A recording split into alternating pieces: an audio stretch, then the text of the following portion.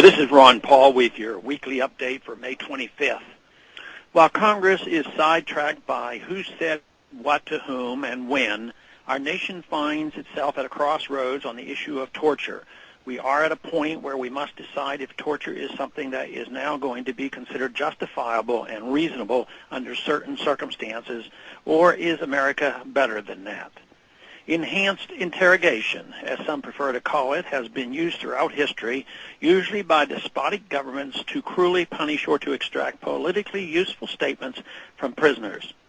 Governments that do these things inevitably bring shame on themselves.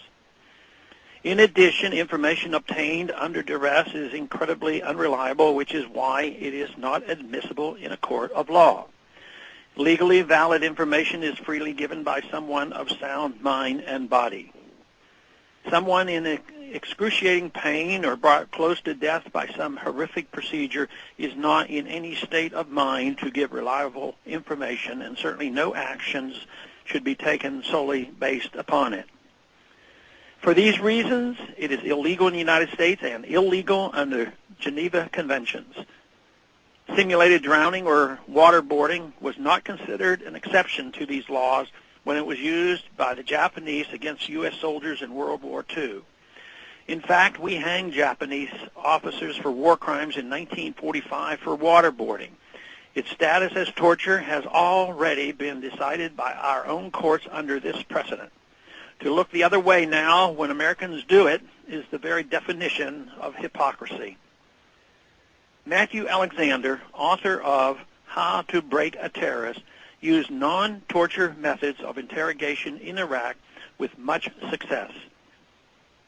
In fact, one cooperative jihadist told him, quote, "I thought you would torture me, and when you did not, I decided that everything I was told about Americans was wrong.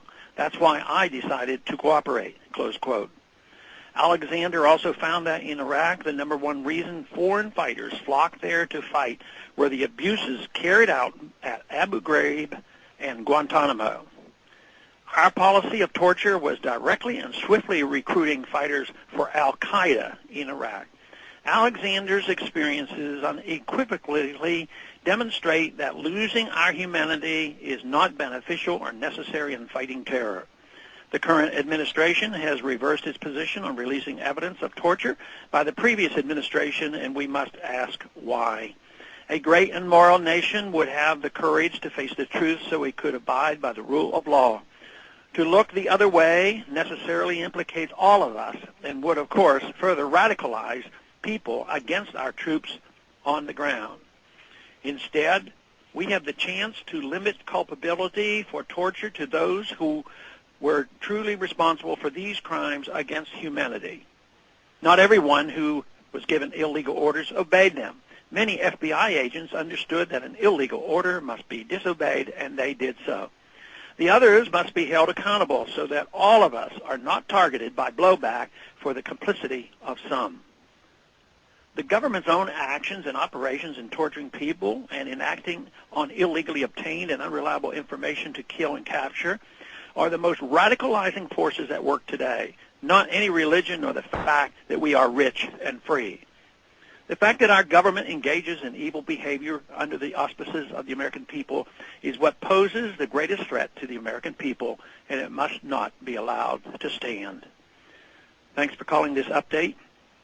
A new update is placed on this number, 888-322-1414, every Monday morning, the written text of which can be found on my website, www.house.gov/Paul, under the heading Texas Straight Talk. Thanks for calling.